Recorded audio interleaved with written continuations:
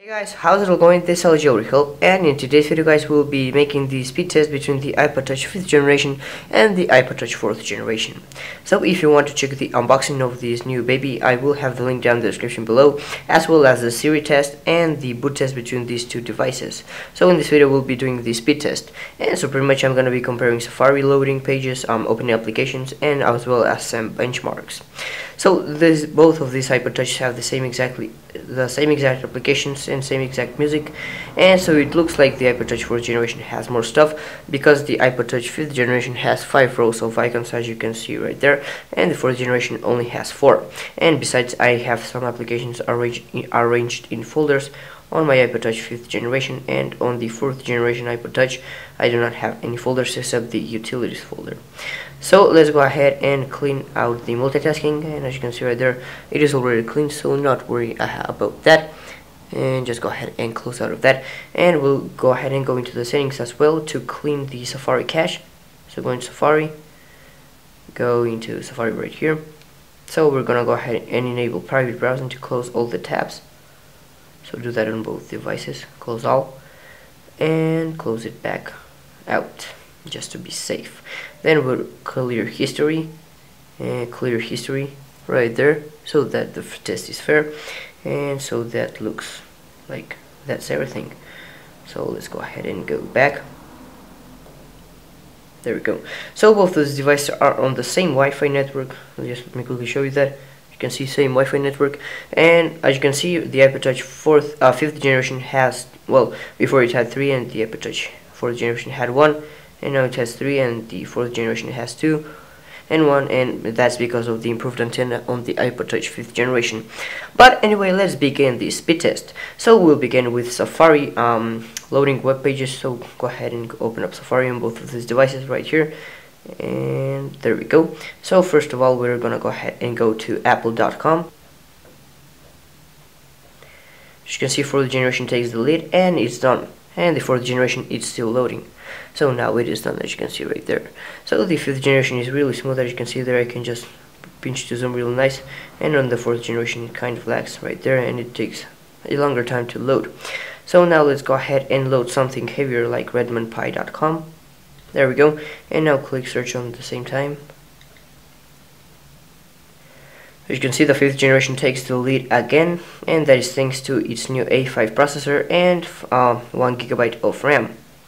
So as you can, well, not 1 GB, sorry, 500 megabytes of RAM, but that's in fact because the 4th generation only has 250. And as you can see, again, the 5th generation loaded faster, and it's already done to use. So yeah, so let's load a last page, and we're gonna go ahead and load my channel. So we're gonna go ahead and type in that. There we go, and so now we can go ahead and press on search at the same time, and again 5G takes the lead, and it is done.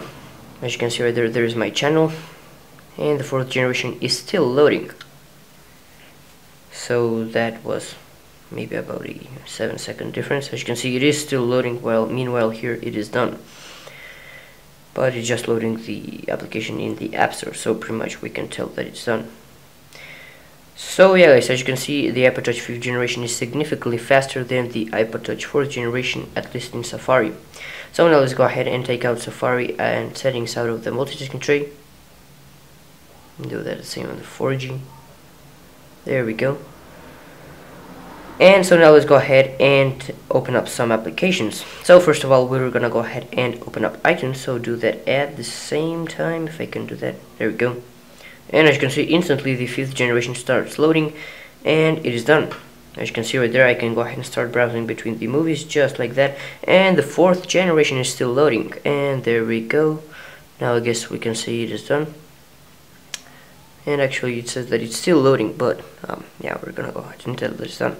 So now exit out of that, and now let's go ahead and try loading up the App Store.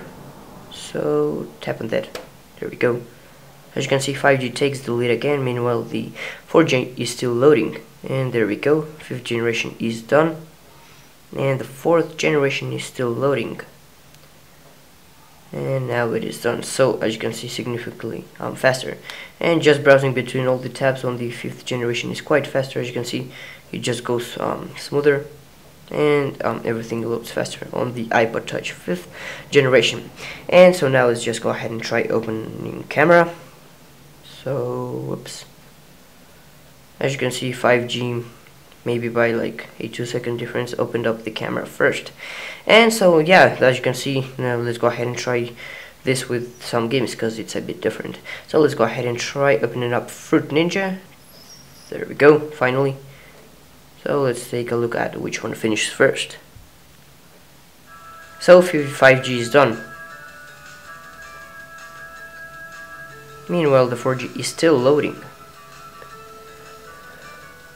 And as you can see, actually the 4th generation crashed, so that should tell you something about the RAM.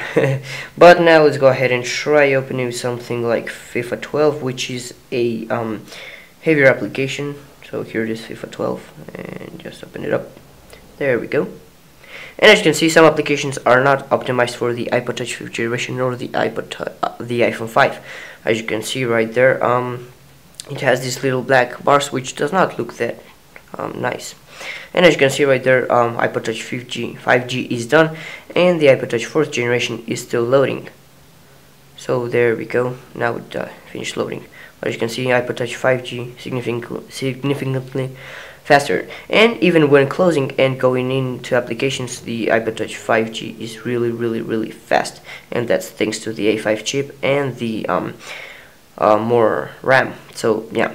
So yeah guys, that's pretty much it for this video guys. I really hope you did enjoy it, and if you did guys, please do consider subscribing up there guys to see more comparisons between these two devices and my final review on the iPod Touch 5th generation.